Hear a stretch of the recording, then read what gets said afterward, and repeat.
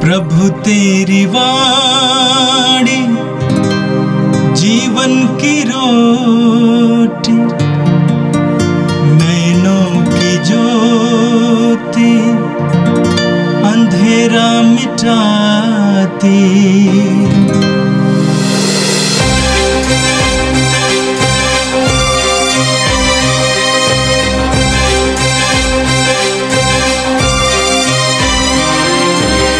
प्रभु तेरी वाणी जीवन की रोटी, नैनों की ज्योति अंधेरा मिटाती। प्रभु तेरी वाणी जीवन की रोटी, नैनों की ज्योति अंधेरा मिटाती। वाणी वाणी वाणी वाणी वाणी पवित्र है, शाश्वत है, जीवन का मन्ना है। 9 फरवरी मंगलवार। पहला पाठ उत्पत्ति ग्रंथ अध्याय 1 पद संख्या 20 से अध्याय 2 पद संख्या 4 तक। ईश्वर ने कहा, पानी जीव जंतुओं से भर जाए और आकाश के नीचे पृथ्वी के पक्षी उड़ने लगे। ईश्वर ने कहा, पानी जीव जंतुओं से भर जाए और आकाश के नीचे पृथ्वी के पक्षी उड़ने लगे। और ऐसा ही हुआ। ईश्वर ने मकर और नाना प्रकार के जीव जंतुओं की सृष्टि की जो पानी में भरे हुए हैं, और उसने नाना प्रकार के पक्षियों की भी सृष्टि की। यह ईश्वर को अच्छा लगा। ईश्वर ने यह कहकर उन्हें आशीर्वाद दिया, फलो फूलो, समुद्र में भर जाओ और पृथ्वी पर पक्षियों की संख्या बढ़ती जाए। संध्या हुई और फिर भोर हुआ। यह 5वां दिन था। ईश्वर ने कहा, पृथ्वी नाना प्रकार के घरेलू, जमीन पर रेंगने वाले और जंगली जीव जंतुओं को पैदा करे। और ऐसा ही हुआ। ईश्वर ने नाना प्रकार के जंगली, घरेलू और जमीन पर रेंगने वाले जीव जंतुओं को बनाया, और यह ईश्वर को अच्छा लगा। ईश्वर ने कहा, हम मनुष्य को अपना प्रतिरूप बनाएं, वह हमारे सदृश हो। वह समुद्र की मछलियों, आकाश के पक्षियों और घरेलू, जंगली जानवरों और ज़मीन पर रेंगने वाले सब जीव जंतुओं पर शासन करे। ईश्वर ने मनुष्य को अपना प्रतिरूप बनाया। उसने उसे ईश्वर का प्रतिरूप बनाया। उसने नर और नारी के रूप में उनकी सृष्टि की। ईश्वर ने यह कहकर उन्हें आशीर्वाद दिया, फलो फूलो, पृथ्वी पर फैल जाओ और उसे अपने अधीन कर लो। समुद्र की मछलियों, आकाश की पक्षियों और पृथ्वी पर विचरने वाले सब जीव जंतुओं पर शासन करो। ईश्वर ने कहा, मैं तुमको पृथ्वी भर के बीज पैदा करने वाले सब पौधे और बीजदार फल देने वाले सब पेड़ दे रहा हूँ। यह तुम्हारा भोजन होगा।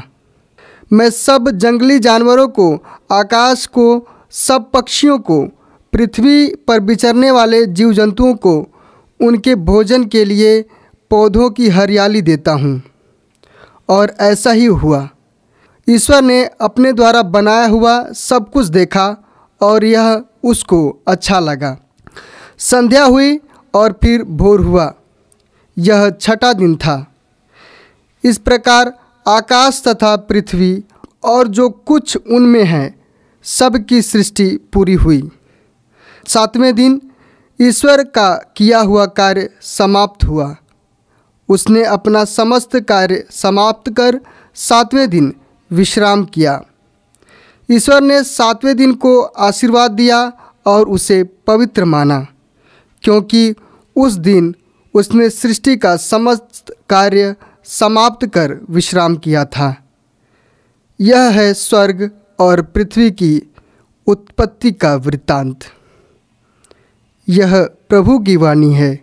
संत मार्कुस के अनुसार प्रभु यीशु का पवित्र सुसमाचार, अध्याय 7 पद संख्याएं 1 से लेकर 13 तक।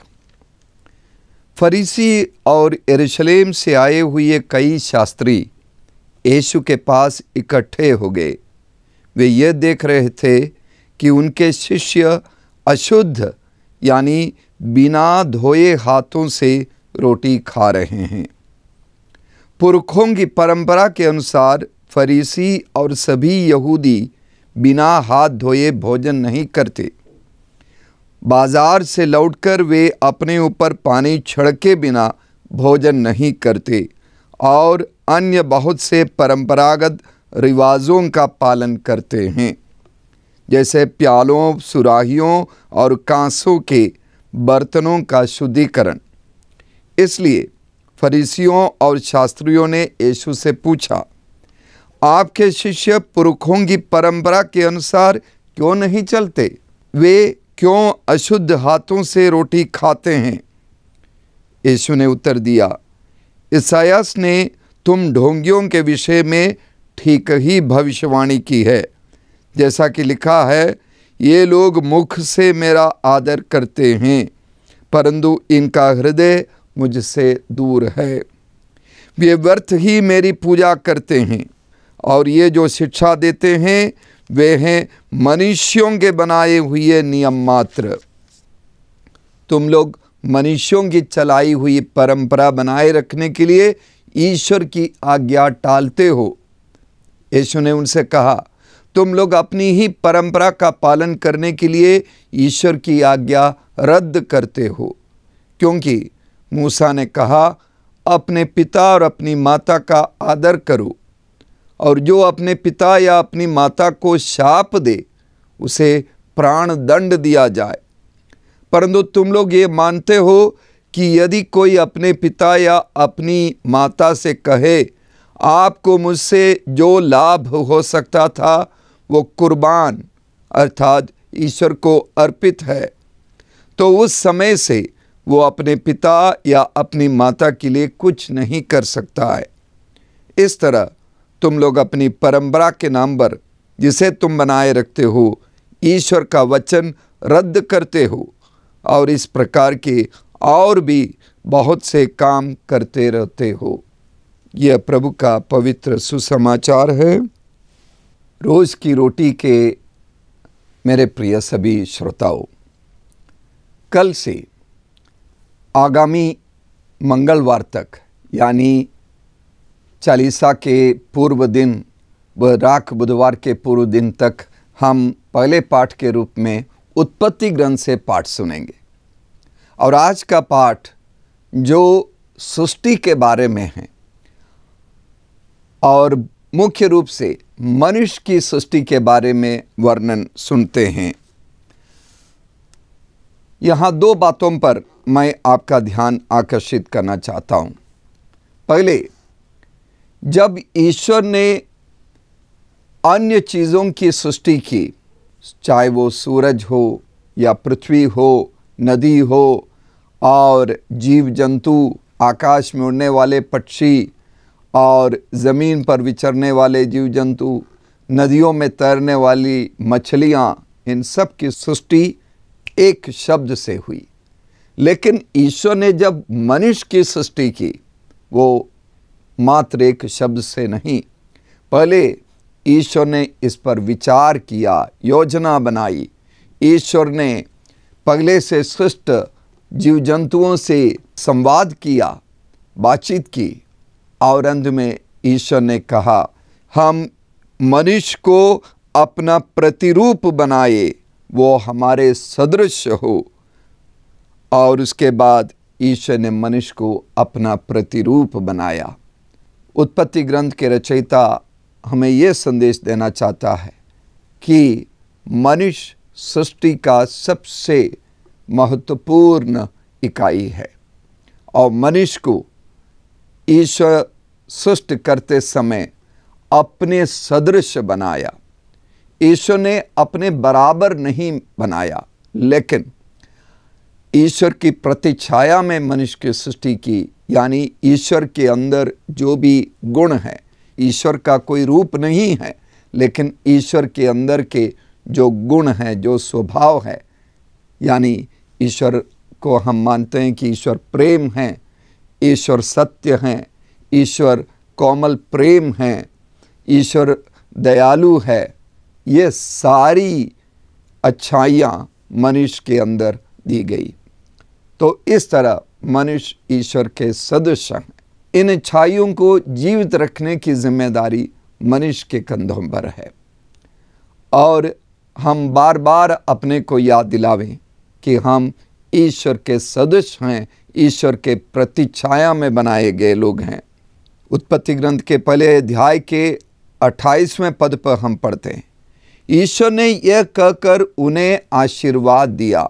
उन्हें मतलब आदम और हवा को, दोनों को आशीर्वाद देकर अधिकार दिया। क्या अधिकार है? फलो फूलो, पृथ्वी पर फैल जाओ और उसे अपने अधीन कर लो। और आगे कहते हैं, समुद्र की मछलियों, आकाश के पक्षियों और पृथ्वी पर विचरने वाले सब जीव जंतुओं पर शासन करो। अधीन कर लो, शासन करो, ये दोनों शब्द इनका दुरुपयोग हुआ है। सृष्टि के बारे में बताते हुए बहुत सारे लोगों ने कहा कि मनुष्य को संपूर्ण प्रकृति का दोहन करने का अधिकार दिया गया है और उस तरह की एक समझ बनी। लेकिन शब्दों पर जब हम ध्यान देते हैं, हम समझ लेते हैं कि ये दोहन करने का नहीं, शासन करने के लिए कहा गया है, शोषण करने के लिए नहीं। शासन का मतलब क्या है? शासन यानी गवर्नेंस या अधिकार के साथ प्रबंधन और देखभाल। और मनुष्य को ईश्वर ने सृष्टि के मालिक नहीं बनाया, लेकिन उसके प्रबंधकर्ता या कारिंदा या रखवाला ऐसे रूप में बनाया है। मनुष्य शासक है, मालिक नहीं, उसके ऊपर जिम्मेदारी है।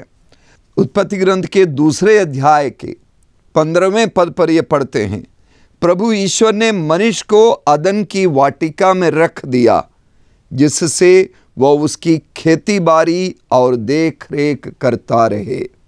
शासन का मतलब यही है, खेती बाड़ी, देख रेख और संरक्षण, प्रकृति का संरक्षण, ये मनुष्य की जिम्मेदारी है। ये ईश्वर ने मनुष्य को ये जिम्मेदारी सौंपा है। मेरे प्रिय भाइयों बहनों, आज हम मानते हैं कि हमारी प्रकृति, हमारा पर्यावरण खतरे में है। विभिन्न प्रकार के प्रदूषण हैं, मिट्टी का प्रदूषण, जल का प्रदूषण, वायु का प्रदूषण और हवा का प्रदूषण, प्रकाश प्रदूषण, बहुत सारे प्रदूषण। ये क्यों हुआ?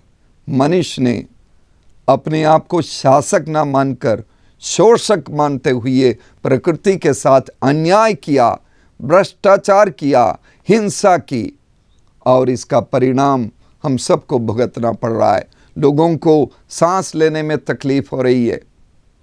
तो इसीलिए ईश्वर हमसे चाहते हैं कि हम रखवाला बने और संरक्षक बने और शासक होने की जिम्मेदारी समझे, प्रकृति को अपने अधीन करके उसका प्रबंधन करे।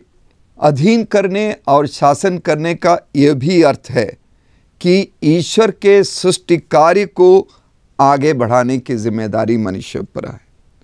सृष्टि कार्य का मतलब हमारे पास विज्ञान है, टेक्नोलॉजी है और संस्कृति है। ईश्वर ने मनुष्य को बुद्धि दी है और प्रज्ञा दी है।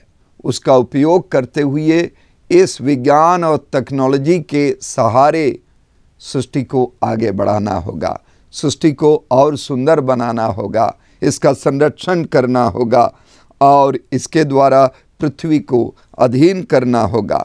आज के सुसमाचार में हम पढ़ते हैं कि कुछ फरीसी और यरूशलेम से आए हुए कुछ शास्त्री यीशु के पास आते हैं और पुरखों की परंपरा का उदाहरण देते हुए उनसे सवाल पूछते हैं कि आपके शिष्य परंपरा का पालन नहीं कर रहे हैं, हाथ नहीं धो रहे। यहूदियों की परंपरा में फरीसियों और शास्त्रियों के द्वारा बनाए गए नियमों के अनुसार ये बताया जाता है कि अंजलि भर, मुट्ठी भर पानी से अंगुली के ऊपर के सिरे से लेकर कोहनी तक हाथ धोना है, पानी को बहाना है और कोहनी से उंगली तक फिर से, तो मात्र कुछ ही पानी में। और मार्कुस बताते हैं कि ये भी नियम था कि जब बाजार से आते हैं तब अपने ऊपर जल छिड़क देते हैं। जल छिड़कने से कोई शुद्ध नहीं होता है। ये सारे पुरखों की परंपरा या ये परंपरागत नियम अनुष्ठान धार्मिक कर्म कांड के लिए या अनुष्ठानिक रीति रिवाज के लिए बताए गए थे। विश्राम दिवस के नाम पर भी बहुत सारे नियम का दुरुपयोग करते हैं, जिसकी ओर भी यीशु संकेत करते हैं।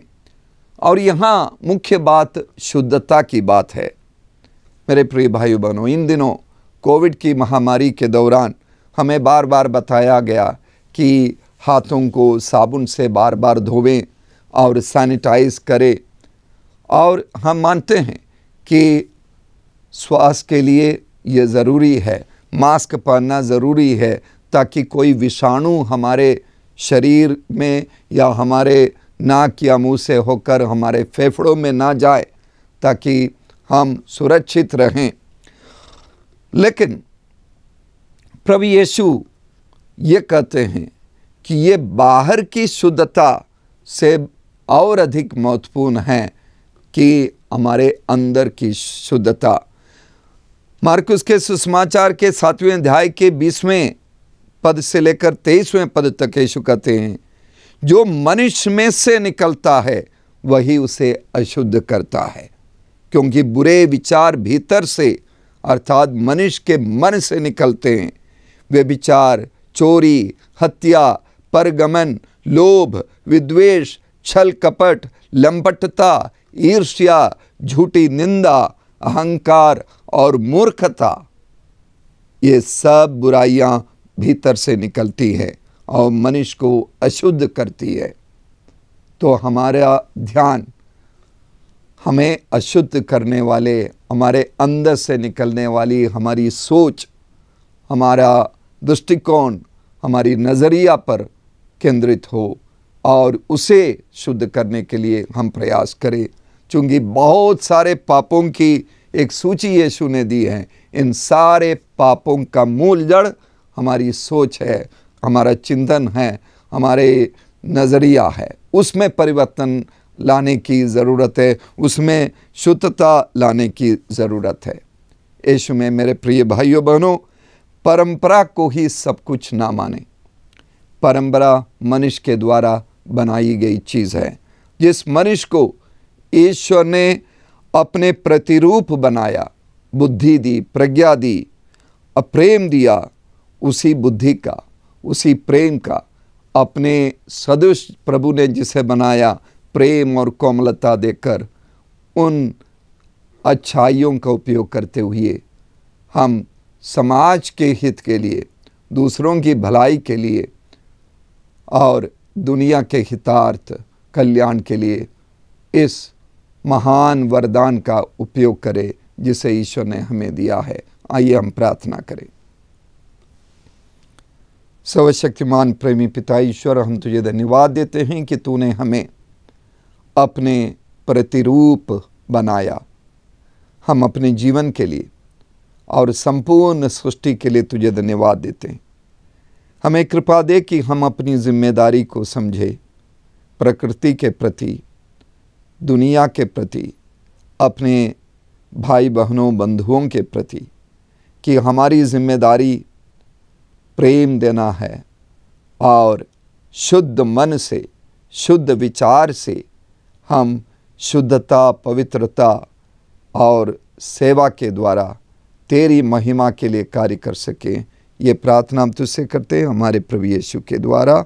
आमीन।